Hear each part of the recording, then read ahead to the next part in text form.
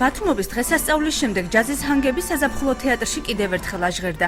მუსიკის მოყვარულების რიგით მეორე კონცერტით მუნიციპალური ჯაზ ბიგ ბენდი გუშინ წარსდგა. გვინდოდა რომ პირველ კონცერტზე უკეთესი კონცერტი გამოსულიყო და გამოგვივიდოდა თუ არა, ამის გამო ჰქონდა პატარა ემოციები.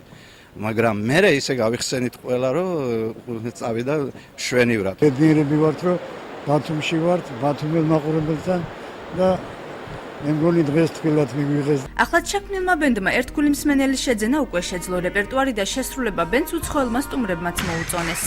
ხოვანებული ვარ ამ კონცერტით. რა მოგეწონათ? ყველაფერი, შესანიშნავი იყო პროფესიონალური დონე და მართლა მოულოდნელი იყო ჩემთვის ასეთი საღამო. მსგავსი კონცერტები ვისურვებდი იყოს ყოველდღე, ყოველ საათში და ყოველ წამს და ყოველ წუთს.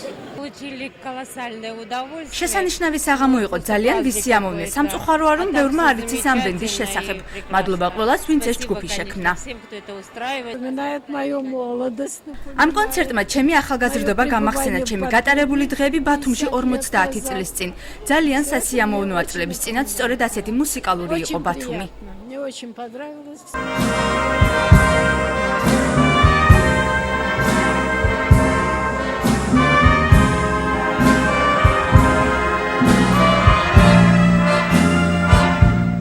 ტრომბონი, საქსაფონი, საყვირი, კლავიში, დრამი, როიალი, ბას-გიტარა და სხვა. სულ 20 მუსიკოსისაგან დაკომპლექტებული ბათუმის ჯაზ ბიგ ბენდი კულტურის სფეროში თავის დამკვიდრებას უკვე 4 წელია ცდილობს. მას სათავეში ცნობილი მუსიკოსი ვახტანგ გორდაძე უდგას. ეს დიდი სელექცია იყო, იცით? კასტინგი რა გინდა ძალიან ბევრმა თბილისიდან, ქუთაისიდან, ასევე რუსეთიდანაც ძალიან ბევრი მწვრთნელი იყო რომ ბენდში, მაგრამ კონკურსის მიხედვით ავიყვანეთ. დღეს ბენდის მთავარი პრობლემა სარეპეტიციო დარბაზი წარმოადგენს, თუმცა ქალაქის მერია და საკრებულო მათი დახმარების პირობას დებს. ძალიან დიდი ბრძოლის შედეგად მივიღეთ ეს ბენდი და ძალიან დიდი გეგმები გვაქვს. ეს იქნება ბათუმის სავიზიტო ბარათი. ერთი დიდი კრეატიული სახლის ფარგლებში ჯაზ ბიგ ბენდი იქნება ერთი მარგალიტი ამ მერიის კულტურის ცენტრის, ანუ მთელი ქალაქის შემოქმედებითი კოლექტივების.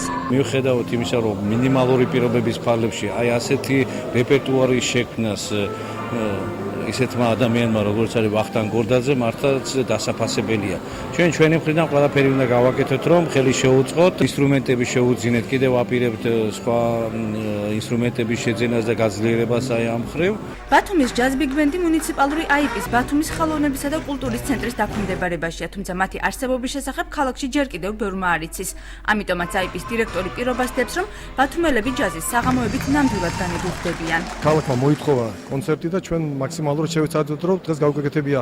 მიუხედავად წვიმისა, მე მგონი დასწრებას ნორმალური არის. და ალბათ სიხშირეს ალბათ უფრო მეტად ჩავატარებთ ეს კონცერტს, რომ მაყურებელი იყოს როგორც დღეს მაყოფილი.